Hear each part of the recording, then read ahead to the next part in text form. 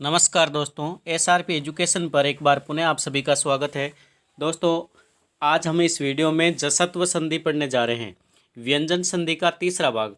सबसे पहले हमने स्वर संधि के पूरे भाग पढ़ लिए हैं। उसके बाद में व्यंजन संधि में हमने सचुत्व संधि, सटुत्व संधि और आज हमारा भाग है वो है जसत्व संधि हम पढ़ रहे हैं। जसत्व संधि का सूत्र है जलाम जसो अंते। लघु सिद्धांत कौमुदी के अनुसार इसका सूत्र बनता है जलाम जसो अंते। और एक दूसरा सूत्र भी है जलाम जस जसी। सबसे पहले हम इस सूत्र के बारे में जान लेते हैं।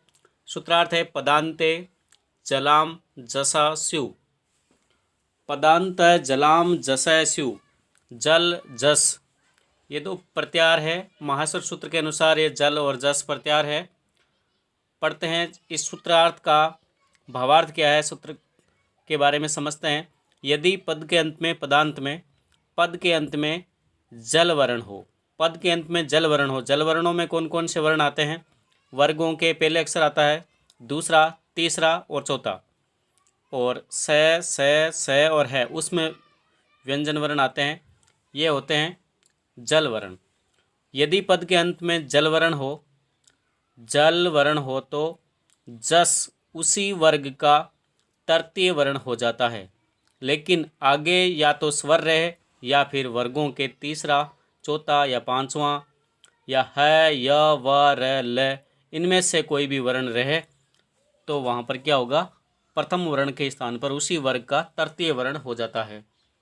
सीधी सी बात समझें तो सीधा सा है जसत्व संधि में, यदि पूर्व पद के अंतिम वर्ण में किसी भी वर्ग का के वर्ग, चे वर्ग, टे वर्ग, ते वर्ग और पे वर्ग, इनमें से वर्ग का प्रथम वर्ण हो, जैसे के वर्ग का प्रथम वर्ण क है, चे वर्ग का प्रथम वर्ण च है, टे वर्ग का प्रथम वर्ण टे है, त वर्ग का प्रथम वर्ण ते है और पे वर्ग का प्रथम वर्ण प हलंत। सभी हलंत वर्ण है, व्यंजन वर्ण।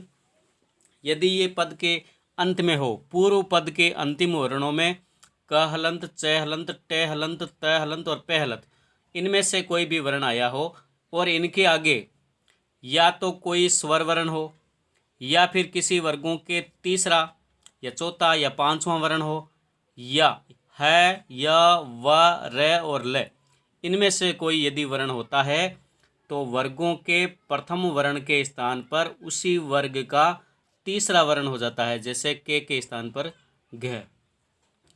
चे के स्थान पर तीसरा वर्ण कौन सा होगा?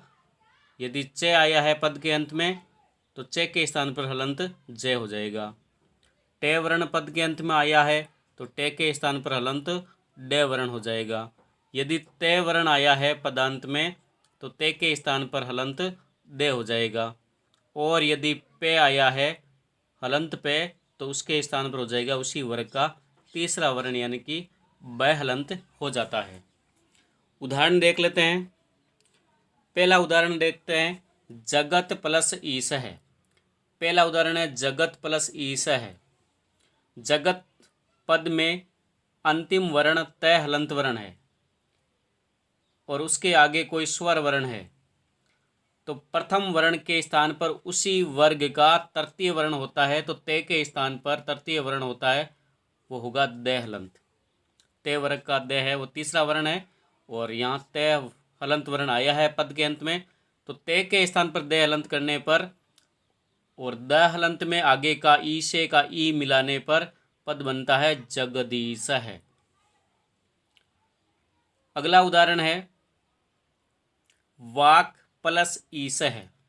पहले पद का अंतिम वर्ण या के हलंत आ रहा है, उसके निकट वर्ण में कोई स्वर वर्ण है। के वर्ग का प्रथम वर्ण के आया है पहले पद के अंतिम वर्ण में, तो के स्थान पर हम करेंगे तीसरा वर्ण उसी वर्ग का गे हलंत।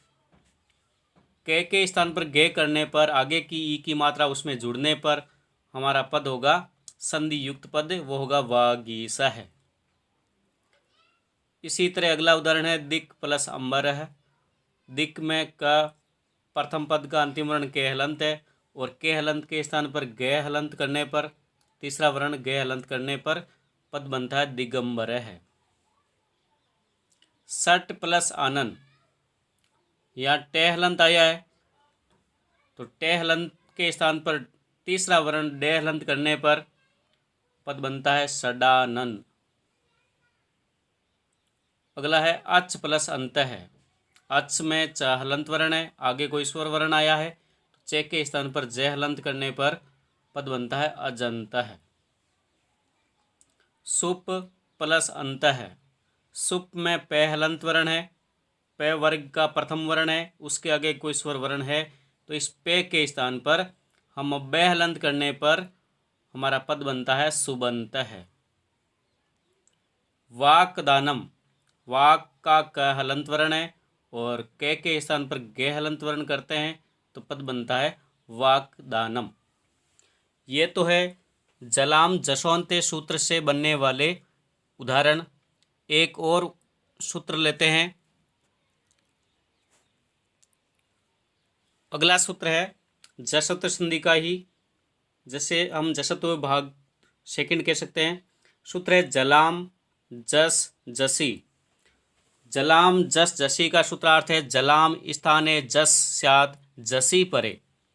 यदि जल वर्ण है, वर्ग के पहला अक्षर, दूसरा अक्षर, तीसरा और चौथा वर्ण, और व स है, इनमें से कोई भी वर्ण आया हो तो इनके स्थान पर जस आदेश होता है।